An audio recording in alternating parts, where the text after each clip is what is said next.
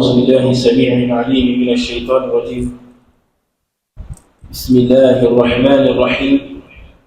الحمد لله نحمده ونستعينه ونستغفره ونعوذ بالله من شرور أنفسنا ومن سيئات أعمالنا. من يهده الله فلا مضل له ومن يضلل فلا هادي له، وأشهد أن لا إله إلا الله وأشهد أن محمدا عبده ورسوله صلوات الله وسلامه عليه وعلى آله وأصحابه ومن اهتدى بسنته إلى يوم الدين. رب اشرح لي صدري ويسر لي أمري واحلل عقدة من لساني يفقهوا قولي.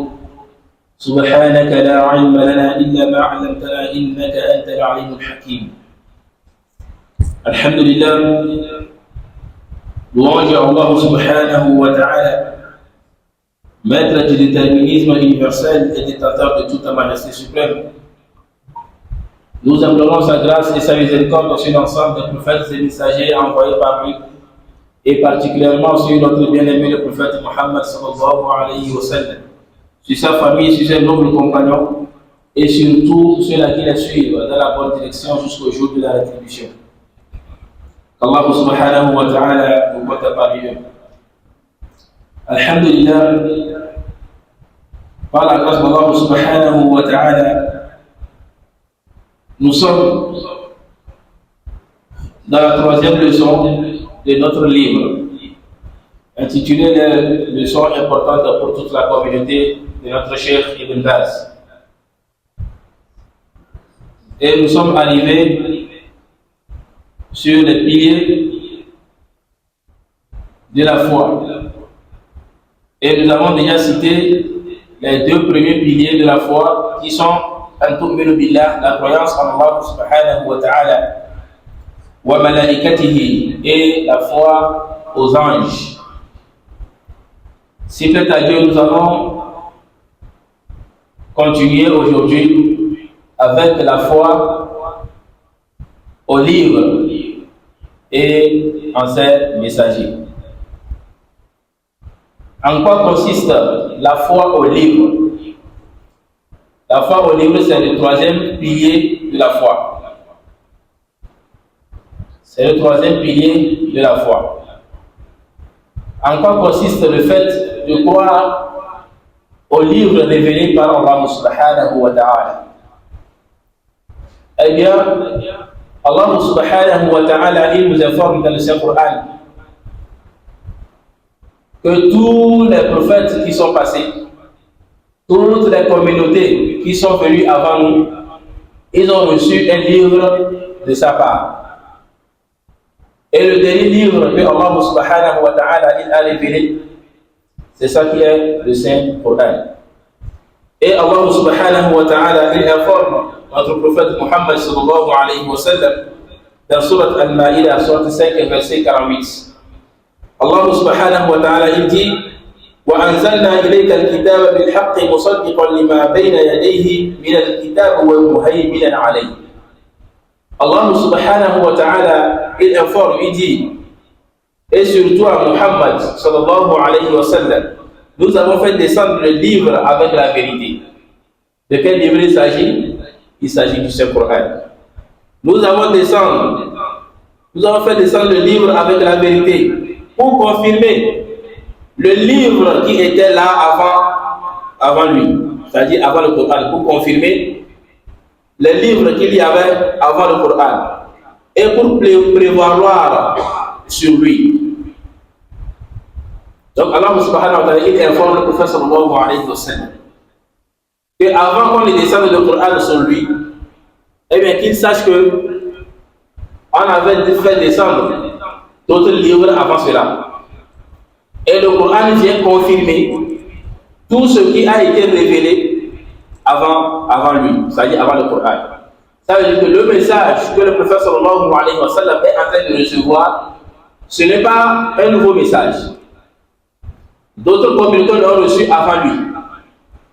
Donc lui, il vient pour confirmer ce qui est dit avant lui et de compléter ce qu'il y a à compléter et d'abroger ce qu'il y a à abroger. Donc ça veut dire qu'il y a certaines lois que Allah subhanahu wa ta'ala il a dictées à d'autres peuples. Et ça ne concerne que ce peuple, comme les enfants d'Israël. Et après eux, Allah subhanahu wa ta'ala a encore révélé un autre message qui ne concerne pas les enfants d'Israël, mais qui concerne d'autres peuples qu'eux. Et le Coran est venu pour parachever tous ces messages. Le Coran est venu pour parachever tout ce message. Donc ça veut dire qu'il n'y a pas une communauté sur la terre dont Allah subhanahu wa ta'ala n'a pas envoyé un message. Car Allah subhanahu wa ta'ala, son objectif de notre création, c'est de lui vouer un culte sincère, de l'adorer et de ne lui rien associer dans son adoration. Et donc, pour que nous puissions bien comprendre ce qu'il veut de nous, pour que nous puissions bien comprendre son objectif, il va falloir qu'il nous envoie un message pour nous éclairer de la manière dont nous devons l'adorer. Donc ça veut dire que nul n'est tenu à adorer Allah subhanahu wa ta'ala, à faire une adoration quelconque, si sur cette adoration il n'y a aucune preuve. Donc le fait que Allah subhanahu wa ta'ala ait révélé le Coran, ça veut dire que personne ne peut faire quelque chose si ce qu'il a à faire n'a pas de preuve dans le Coran. Ça c'est un. De deux, le Coran, ou bien tous ces livres que Allah subhanahu wa ta'ala a révélés, l'un de ses objectifs, c'est de guider l'humanité vers le droit chemin. C'est de guider l'humanité vers le droit chemin. Ça, c'est le second objectif. Le premier objectif, c'est quoi? C'est de ne faire rien pour Allah subhanahu wa ta'ala, pour plaire à Allah subhanahu wa ta'ala, ou qui consiste à adorer Allah subhanahu wa ta'ala, si il n'y a aucune preuve de ce que tu veux faire. Donc ça veut dire que c'est Allah qui va nous montrer comment on va l'adorer. C'est lui qui va nous montrer comment on va l'adorer. Et c'est à travers quoi? À travers les livres qu'il a révélés, qu'il nous a montré cela. Et le second objectif, c'est quoi? C'est de guider toute l'humanité sur le droit chemin. Car, comme le dit un adage, la nature a horreur du vide. Lorsqu'il y a du vide, eh bien, l'esprit trouvera quelque chose pour remplacer ce vide. Donc, pour ne pas corrompre son esprit, corrompre sa foi, corrompre son âme, Allah subhanahu wa ta'ala a comblé cela par quoi? Par son message. C'est pour cela que l'objectif, il a dit quoi? Il a révélé le Coran pour être médité. Donc celui qui ne médite pas la parole d'Allah subhanahu wa ta'ala va s'égarer. Parce que quoi? Il ne comble pas le vide dans son esprit par la parole d'Allah subhanahu wa ta'ala. Donc, il faut suivre exactement ce que dit les livres révélés.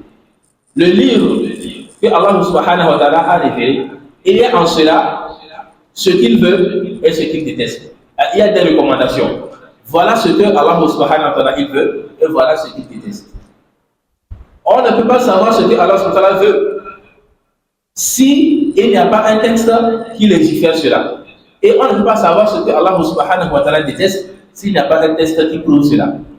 Donc c'est l'objectif de quoi? De la révélation. Et en même temps, le troisième objectif de la révélation, c'est de permettre de prendre conscience de la sagesse divine. Allah subhanahu wa ta'ala nous permet à travers les livres saints de méditer et de prendre conscience de la sagesse infinie d'Allah subhanahu wa ta'ala.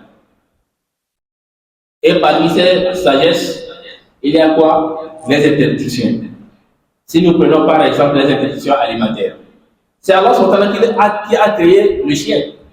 C'est lui qui a créé le cochon. c'est lui qui a créé le chat, c'est lui qui a créé tout ce que nous voyons, tout animal que nous voyons. C'est Allah SWT qui les a créés. Mais pourquoi est-ce qu'il nous a interdit de les manger? Donc ceci fait partie de quoi? De sa sagesse divine. Si toi tu ne comprends pas pourquoi on ne doit pas manger le cochon, le fait que tu saches que Allah subhanahu wa ta'ala, c'est lui qui les a créés, et c'est lui qui t'a créé, et c'est lui qui a interdit cela, ça veut dire qu'il y a une sagesse derrière cela. Même si toi tu ne sais pas, et que tu crois que Allah subhanahu wa ta'ala, c'est lui qui a révélé le livre, c'est lui qui a révélé le texte que tu es en train de lire, et bien cela déjà suffit pour toi de croire et de faire quoi? Et de te soumettre. Si Allah subhanahu wa ta'ala il a interdit l'alcool, alors que les substances, ou bien ce avec quoi on crée, ou bien on fabrique de l'alcool, c'est lui qui les a créés, c'est parce qu'il y a une sagesse derrière ça. Toi, tu ne peux pas le savoir si Allah ne te l'a pas dit. Si Allah ne te l'a pas dit, tu ne pourras pas le savoir. Donc, ça fait partie de la sagesse divine de faire quoi? De croire en ce que Allah subhanahu wa ta'ala a interdit dans ses livres. Que tu comprends ou pas. Et la troisième, ou bien parmi l'un de ces sagesses, il y a le fait de croire avec certitude que tout ce qui a été dit dans le livre, que tu comprennes ou pas, c'est que ça vient d'Allah subhanahu wa ta'ala. C'est pourquoi Allah dit quoi? ذَلِكَ الْكِتَابُ لَا رَيْبَ فِيهِ. Il a dit quoi? Voici un livre que nous avons fait descendre, لَا رَيْبَ فِيهِ, et sur lequel il n'y a aucun doute. Allah a dit quoi? Il a révélé un livre sur lequel il n'y a aucun doute. Hudan lil muttaqin. Et ce livre-là guide sur le droit chemin les pieux, lil muttaqin. Donc les pieux, c'est qui? Ce sont ceux-là qui ont cru au contenu de ce message. Donc celui qui ne croit pas ne fait pas partie des pieux. Et ce livre, il n'y a aucun doute là-dessus. Alladhina yu'minuna bil ghaybi. Donc ça veut dire que ceux qui font partie des croyants, ce sont ceux-là qui ont cru en quoi? En ce qui est dans les visibles. Et qu'est-ce qui est dans les visibles? C'est ce que Allah subhanahu wa ta'ala a ordonné et ce qu'il a interdit. La nuisance qu'il y a dans les aliments interdits par Allah subhanahu wa ta'ala, ça fait partie de l'invisible. Si on dit que il y a des maladies dans la viande du cochon, nous n'avons pas vu, mais Allah nous informe qu'il y a une nuisance dans cette viande. L'alcool, aujourd'hui la science a évolué, et même si la science ne nous a rien dit, nous voyons l'effet secondaire de l'alcool sur celui qui en consomme. Donc tout ce dont Allah subhanahu wa ta'ala nous a informé, ça veut dire que quoi? Ça veut dire qu'il y a un bien pour nous en cela. Il y a un bien pour nous en cela. Que nous y croyons ou pas, c'est que c'est un bien pour toute l'humanité. Et celui qui en croit en cela, eh bien, fait partie des pieux. Allah subhanahu wa ta'ala, tout ce qu'il nous a informé, ça veut dire que c'est une réalité. C'est pour cela que la foi, c'est d'abord de croire en ce qui est dans l'invisible. Il faut d'abord croire avant de chercher à comprendre.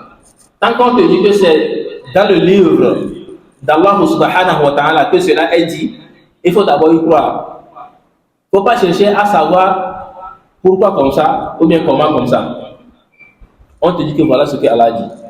Donc toi, qu'est-ce que tu as à dire? Sami'na wa ata'na. Et c'est ce que quoi? C'est ce que les compagnons ils ont fait.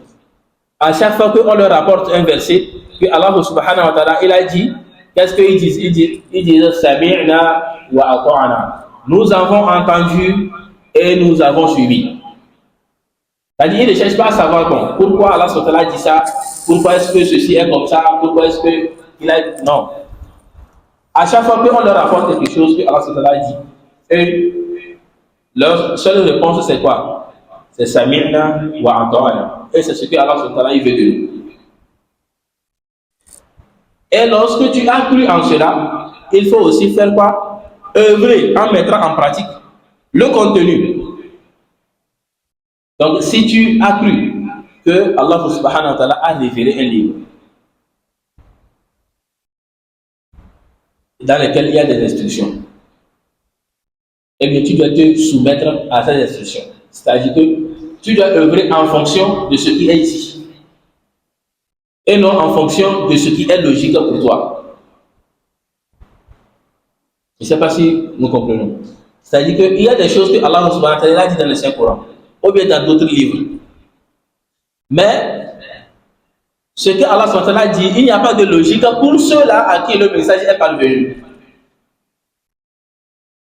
Il n'y a pas de logique pour ceux-là à qui le message est parvenu. Donc, eux, ils cherchent d'abord à avoir une logique dans ce que Allah subhanahu wa ta'ala dit d'abord avant de suivre.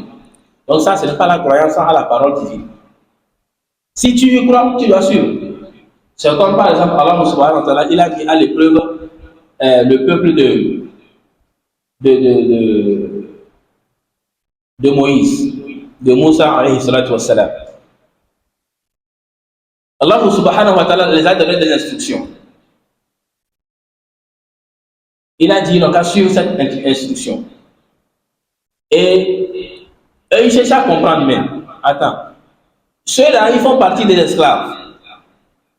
Bon, maintenant, comment se ferait-il que, normalement, ceux-là qui ont un prestige dans leur société, c'est-à-dire que ceux-là qui sont des rois, des princes, en temps normal, si Dieu doit parler à quelqu'un, ça serait à eux, et non des esclaves. Donc, eux, ils cherchent d'abord la logique. Ils disent non, s'il y a quelqu'un qui doit être leader, qui doit guider les gens sur le droit chemin, ça doit être parmi les riches, les princes et ses consorts. Mais pourquoi parmi les esclaves? Donc, ça veut dire qu'ils n'ont pas reçu le livre, ils n'ont pas reçu le message que Allah subhanahu wa ta'ala les a fait parvenir. Parce qu'eux, ils n'arrivent pas à penser qu'un esclave peut recevoir un message de la part d'Allah subhanahu wa ta'ala, du Créateur. Et c'est ça qui a fait que la plupart des peuples se sont égarés. Parce que quoi? Eux, ils cherchent une logique dans ce que Allah subhanahu wa ta'ala a dit. Pourtant, Allah subhanahu wa ta'ala s'en fout de la logique. Allah subhanahu wa ta'ala, il s'en fout de la logique. Si Moussa alayhi salatu wa salam, il a pris son bâton pour frapper la mer et la mer s'est fracturée à deux, il y a quelle logique là-dedans? Il n'y a pas de logique. Si toute une rivière est devenue du sang, il y a quelle logique là-dedans? Il n'y a pas de logique. Si Moussa alayhi salatu wa salam, parmi ses miracles, il a mis la main sous ses aisselles et a fait sortir, et sa main est devenue comme une étoile qui brille, il y a quelle logique? Donc il y a beaucoup de choses comme ça que Allah subhanahu wa ta'ala il a fait des miracles à travers les prophètes. Et il n'y a aucune logique là-dedans. Il n'y a aucune logique là-dedans. Et c'est comme ça. Allah subhanahu wa ta'ala il s'en fout de la logique. Mais c'est pourquoi? C'est pour mettre les gens à l'épreuve, voir ceux qui vont croire. C'est pour mettre les gens à l'épreuve, pour voir ceux qui vont croire. Donc si on dit que Allah subhanahu wa ta'ala a dit, qala Allah subhanahu wa ta'ala, eh bien toi, tout ce que toi tu as dit, c'est Sami'na wa ata'na. Que ça te plaise ou pas, que cela soit conforme à ce que toi tu penses ou pas, que cela soit conforme à la logique ou pas, toi, il faut dire seulement Sami'na wa ata'na. C'est ça qui est la foi. Donc le fait de œuvrer par rapport à ce que le message divin a dit. Et parmi les livres que Allah subhanahu wa ta'ala il a révélés, il a donné le nom à certains et d'autres il ne nous a pas donné le nom. Comme par exemple le livre du prophète David, alayhi salatu wassalam, qu'on appelle Al-Zaboura. Allah subhanahu wa ta'ala, il a révélé Al-Zaboura à Daoud, alayhi salatu wassalam. Il a révélé Al-Zaboura, c'est ce qu'on appelle les psaumes de David. Il a révélé Al-Suhuf, les feuillets, à Moussa et à Ibrahim. Suhufi Ibrahima wa Moussa. Hein? Les feuillets, le livre que Allah subhanahu wa ta'ala a révélé à Moïse, ça s'appelle les feuillets. Et il y a aussi At-Tawra que Moïse a reçu aussi. Donc, certains savants disent que c'est le même livre. Certains disent que non. Moussa a reçu 2 livres. Il a reçu d'abord Suhuf, c'est-à-dire les feuillets, et il a reçu aussi la tablette, qu'on appelle At-Tawra. Et Ibrahim, alayhi salatu wassalam, il a reçu les feuillets. Et aussi, il a reçu un livre qu'on appelle les feuillets, Suhuf Ibrahim. Et Isa, alayhi salatu wassalam, il a reçu Al-Injil. Isa, Jésus, fils de Marie, a reçu le livre qu'on appelle Al-Injil, l'Évangile. Donc, ce que les chrétiens appellent aujourd'hui la Bible n'est pas une révélation de Dieu. La révélation de Dieu qu'il a fait à Isa, c'est l'Évangile. Il n'y a pas plusieurs évangiles, mais il n'y a qu'un seul évangile. Donc la Bible aujourd'hui que tiennent les chrétiens, il n'y a que quelques fragments de messages de l'évangile dans la Bible. Les autres, ce ne sont que des rapportages qu'ils ont inventés. Hein? C'est comme un roman. Et ils appellent ça la Bible. Donc la Bible, c'est quoi? C'est un ensemble de livres. Or, Dieu n'a pas révélé plusieurs livres. Il a révélé un seul livre qui est l'évangile à Jésus. Donc nous croyons à l'évangile, mais nous ne croyons pas à la Bible. Mais nous croyons que dans la Bible, il y a quelques messages de l'évangile qui s'y trouvent. Mais toute la Bible n'est pas la parole de Dieu. Mais l'évangile que Allah subhanahu wa ta'ala a révélé, ça c'est la parole de Dieu. Et aujourd'hui, on ne peut pas trouver l'évangile là, tel que Allah subhanahu wa ta'ala a révélé ça. Donc tous ces livres que Allah subhanahu wa ta'ala a révélés ont disparu. Comme Al-Zaboura, comme Sufi Ibrahim, Sufi Moussa et At-Tawra. Hein? Tous ces livres-là ont disparu. Il n'y a aucun livre original aujourd'hui de ces livres-là. Et il y a le dernier des livres qui est Al-Qur'an al-Karim, le Coran que Allah subhanahu wa ta'ala a révélé au prophète Muhammad sallallahu alayhi wa sallam. Et ça, c'est le dernier des livres. Ça, c'est le dernier des livres. Et comme Allah subhanahu wa ta'ala lui, il a dit quoi? Il a dit, ces livres-là, le Coran vient confirmer ce que contenaient ces livres. Et de faire quoi? Et de parachever le message. Donc aujourd'hui, le livre qui est censé être mis en pratique sur toute la surface de la terre, c'est le Coran. Pourquoi? Parce que Allah dit quoi? Que tout ce que lui a eu à révéler dans les autres communautés, pour les autres communautés, il a informé le prophète sallallahu alayhi wa sallam dans le Saint-Coran. C'est-à-dire que tous ces messages se retrouvent dans le Saint-Coran. Ce que Allah a dit dans l'évangile, ce que Allah a dit dans Sufi Ibrahim, ce que Allah a dit dans Al-Zaboura de David, ce que Allah a dit dans At-Tawra, tous ces messages-là se retrouvent aujourd'hui dans le Saint-Coran. Et Allah subhanahu wa ta'ala a aboli d'autres lois et il a complété d'autres lois et il a parachevé. Donc ça dit qu'aujourd'hui, le seul livre qui est censé être mis en pratique, c'est le Coran. Et c'est pour cela que Allah subhanahu wa ta'ala dit quoi? Wa muhaiminan alayhi. Il a dit quoi? Nous t'avons révélé le livre pour confirmer ce qu'il y avait avant lui. Pour confirmer quoi? Ce qu'il y avait avant le Coran. Pour confirmer ce qu'il y avait. Ça veut dire que tous ces livres-là, le Coran vient confirmer ce que Allah subhanahu wa ta'ala a dit. Wa muhaiminan alayhi. Et prévaloir sur ça. Donc ça veut dire que le Coran a pris le dessus de tous ces livres. Donc on ne peut plus prendre un livre pour comparer au Coran. que non, le Coran et l'évangile c'est les mêmes. Non. Donc le Coran vient abolir tous les autres livres. Donc il n'y a plus un livre qu'on va mettre en pratique si ce n'est quoi? Si ce n'est le Coran. Donc tout ce que les chrétiens y tiennent, que Bible, eh bien, ces lois ont été abolies. Allah a déjà aboli ça. Donc le livre qui doit suivre aujourd'hui, c'est le Coran. Et donc celui-là qui a refusé de suivre le Coran, eh bien, a certes choisi le chemin de l'égarement, tout simplement. Est-ce que vous voyez? Donc il n'y a aucun livre aujourd'hui qu'on peut mettre en pratique si ce n'est le Coran. C'est le seul livre qu'il y a sur la surface de la terre. Et c'est le dernier message que Allah subhanahu wa ta'ala a révélé à toute la communauté et à toute l'humanité. C'est le Coran. Allah subhanahu wa ta'ala nous accorde la compréhension. Quatrième pilier de la foi, c'est la foi en ses anges. Ou bien la foi en ses messagers. Wa kutubihi wa rusulihi. Donc la foi en ses messagers. Donc, Allah subhanahu wa ta'ala, il a envoyé des prophètes pour chaque communauté.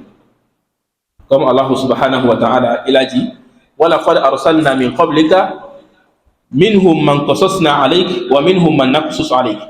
Allah subhanahu wa ta'ala, il informe le prophète sallallahu alayhi wa sallam. Il dit, certes nous avons envoyé avant toi des messagers. Il en est dont nous t'avons raconté l'histoire et il en est dont nous ne t'avons pas raconté l'histoire. Donc ça, Allah subhanahu wa ta'ala dit, il a envoyé des messagers avant Muhammad sallallahu alayhi wa sallam.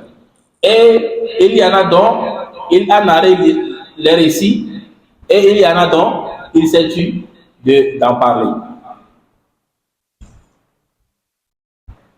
Et le prophète sallallahu alayhi wa sallam, il nous informe dans un hadith que Allah subhanahu wa ta'ala, il a envoyé sur la surface de la terre, du premier au dernier, 124 000 prophètes. Tous les prophètes depuis la création du monde jusqu'au dernier des prophètes qui est Muhammad sallallahu alayhi wa sallam, il y a eu 124 000 prophètes. Et parmi les 124 000 prophètes, il y a un dont Allah subhanahu wa ta'ala, il a raconté leur histoire pour le prophète dans le Saint-Coran, et il y en a dont il s'est tué. Il n'en a rien dit. Donc ça veut dire que tous les prophètes qui sont passés avant Muhammad sallallahu alayhi wa sallam, le musulman a l'obligation d'y croire en eux. Comme Allah subhanahu wa ta'ala lui dit, La nufarriqu bayna ahadin min rusuli. Il n'y a pas de différence entre les prophètes et messagers envoyés par lui. Il n'y a pas de différence. Wa laqad ba'athna fi kulli ummatin rasula. Allah subhanahu wa ta'ala dit quoi? Que chaque communauté, eux, ils en ont envoyé des prophètes. Et c'est quoi leur objectif? C'est d'avertir leur peuple d'adorer uniquement qu'Allah subhanahu wa ta'ala et de s'éloigner de tout ce qui est taghut, de tout ce qui est idolâtrie. Donc c'est ça la mission de tous les prophètes. C'est de faire quoi? C'est d'appeler leur peuple à l'adoration à Allah subhanahu wa ta'ala, l'unique, sans associer, et de s'éloigner de tout ce qui est taghut, de tout ce qui est idolâtrie. Ça, c'est la mission de tous les prophètes. C'est pour cela que le prophète sallallahu alayhi wa sallam dit que l'image de tous les prophètes, c'est-à-dire lui et les prophètes qui l'ont précédé, eux, ils sont comme des enfants de même père et de mères différentes. Ils sont comme des enfants de même père, mais de mères différentes. Qu'est-ce qu'il veut dire par là? Il veut dire que eux tous ont été envoyés par qui? Par le même Dieu, qui est Allah subhanahu wa ta'ala. Mais de mères différentes, de communautés à des communautés différentes. C'est Allah qui les a envoyés tous. Mais ils sont envoyés à des communautés différentes. Et ils ont reçu le même message. L'adoration unique à Allah subhanahu wa ta'ala.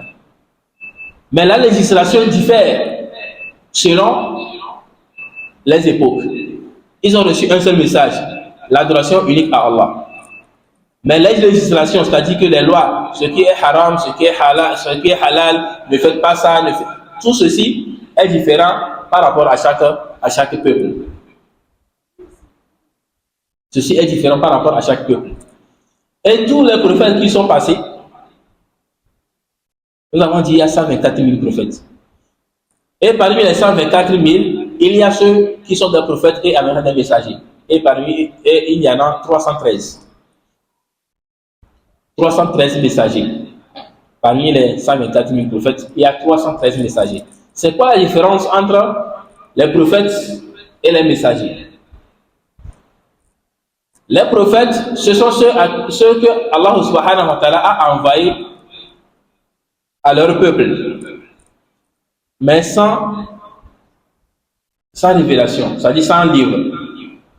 Allah subhanahu wa ta'ala les a envoyés pour leur peuple, mais il ne nous a pas donné un livre spécifique ou bien une loi spécifique. Ils n'ont pas reçu de loi spécifique à eux. Donc certains prophètes ont continué la mission des prophètes précédents. C'est-à-dire que les prophètes qui sont passés, ou bien les messagers qui sont passés avant l'autre prophète qui va venir, si lui n'a pas reçu de livre, ça veut dire qu'il doit continuer le message, la prophétie de l'autre. Donc ça veut dire que le même message et la même loi qu'a reçu le prophète précédent, c'est la continuité avec l'autre prophète qui va venir. Maintenant, le messager, c'est celui-là qui a été envoyé à sa communauté ou à son peuple et avec un livre à l'appui et avec une législation. C'est-à-dire que Allah les a donné un livre spécifique et une loi spécifique. Donc ça veut dire que le messager peut venir et abolir la loi du prophète précédent. Est-ce que vous voyez? Comme par exemple Jean-Baptiste, Yahya. Il n'a pas reçu de livre spécifique à lui, mais il a continué le message du prophète qui était là avant lui. Et après Yahya est venu Isa alayhi salatu wassalam. Donc Yahya, il a averti que après lui viendra d'autres prophètes. Donc ça veut dire que le prophète qui doit venir après lui doit suivre aussi la loi que lui aussi a suivie. Maintenant, si l'autre prophète ou bien l'autre messager a reçu une loi, donc maintenant dans cette loi, soit ça serait une continuité des lois précédentes ou ce serait une abolition des lois précédentes et une nouvelle loi serait instaurée. Et c'est ainsi de suite. Est-ce que vous voyez? Donc, chaque prophète a reçu un message spécifique à lui.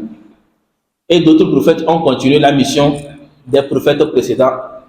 Et maintenant, les messagers, eux, ils ont reçu un livre.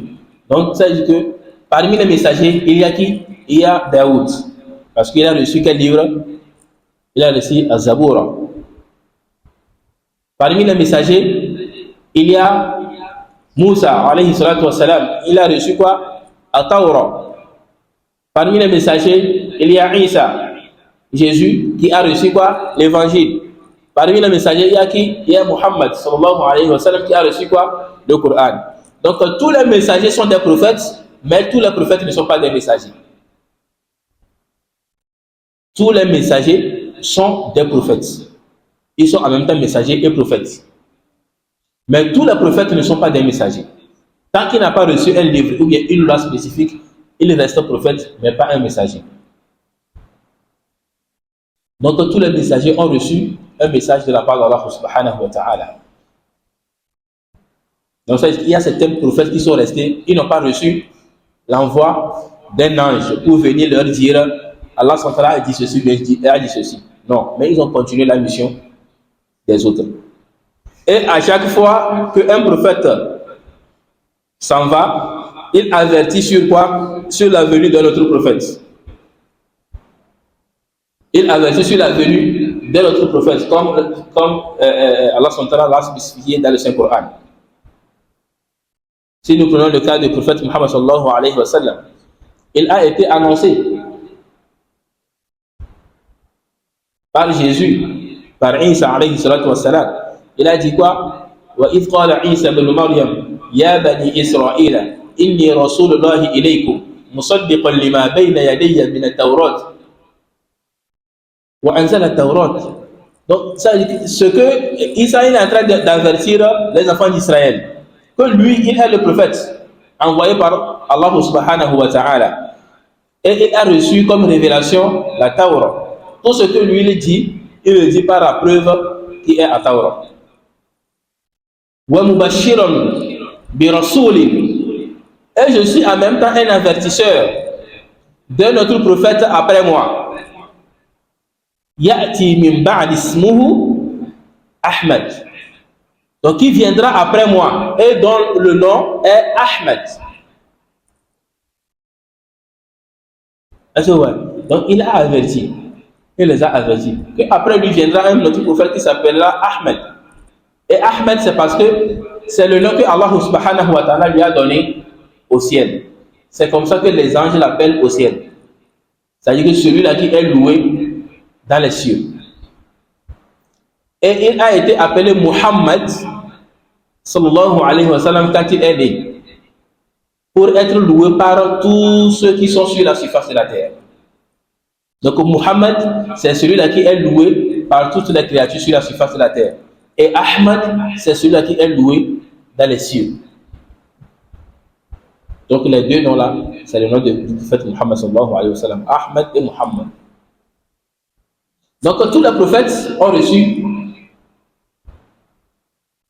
l'annonce de celui-là qui va les succéder. Mais d'autres peuples ont refusé de suivre. Et le prophète sallallahu alayhi wa sallam, il dit, il n'y a personne, qu'il soit juif ou chrétien, qui entendra parler de lui et qui refuse d'y croire sans qu'il ne rentre en enfer. Donc, ça aussi c'est une prophétie. Le prophète sallallahu alayhi wa sallam dit quoi? Qu'il n'y a aucun juif ou chrétien qui entendra parler de lui et qui refusera de suivre, qui ne rentrera pas en enfer. Donc ça veut dire que, et il a dit, dans un autre hadith, il dit, si Moussa ou bien Isa, alayhi salatu wa salam, étaient présents à son arrivée, ils allaient délaisser leur livre pour suivre le tien. C'est-à-dire qu'ils allaient délaisser le livre qu'ils ont reçu, l'évangile, ou bien la Torah, pour suivre le Coran et pour le suivre en tant que messager de Dieu. Donc si c'est que les autres prophètes étaient là avant lui, eh bien, il serait le prophète sur eux. C'est-à-dire qu'ils vont délaisser leur mission de prophète et suivre qui? La mission du prophète Muhammad sallallahu alayhi wa sallam. Donc ça veut dire qu'aujourd'hui, il n'y a aucun sur la surface de la terre qui va entendre parler du prophète sallallahu alayhi wa sallam et qui refuse de suivre et qui fera partie des croyants. Non. Et certaines personnes disent que non, Allah subhanahu wa ta'ala, il a envoyé des prophètes. Oui, mais c'est aux Juifs. Les prophètes ont été envoyés aux Juifs et aux Arabes. Donc, ils prétendent que l'Afrique n'a pas reçu de prophètes. Et on leur dit qu'ils n'ont qu'à aller revérifier les archives. Car si Allah subhanahu wa ta'ala dit quoi? وَلَقَدْ بَعَثْنَا لِكُلِّ أُمَّةٍ رَسُولًا, nous avons envoyé dans chaque communauté un prophète. Allah subhanahu wa ta'ala, il a dit dans chaque communauté. Et l'Afrique aussi fait partie. Et l'Afrique aussi fait partie. Donc l'Afrique aussi a reçu des prophètes. Et il y a même eu 4 ou bien 5 prophètes à la même époque.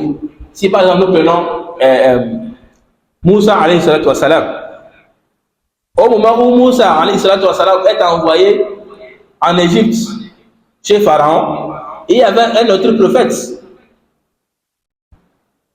qui était aussi à l'autre bout du monde, qui s'appelait Shuaïb. C'est pour cela que quand Moussa alayhi salatu wassalam, on a voulu le tuer, il a fui l'Égypte, il est parti se réfugier où? C'est chez le prophète Shuaïb.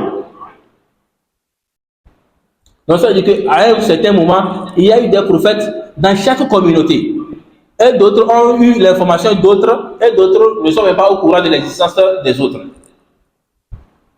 Et un prophète peut être ici, et un autre prophète peut être au nord.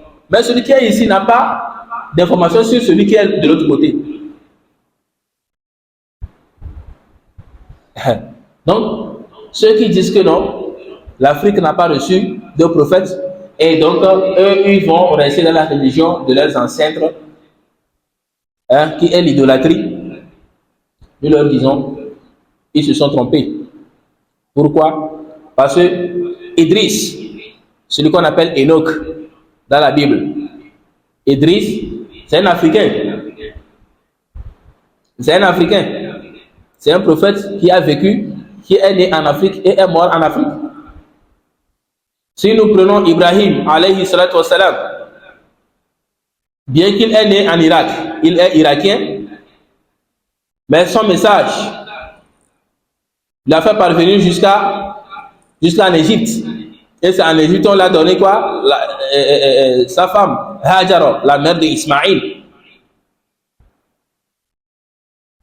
Il est né en Irak, mais l'histoire d'Ibrahim s'est déroulée où? En Égypte, donc en Afrique.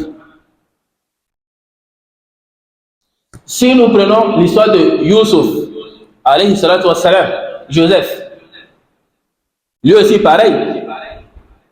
Son histoire s'est déroulée où? En Égypte, où il a régné.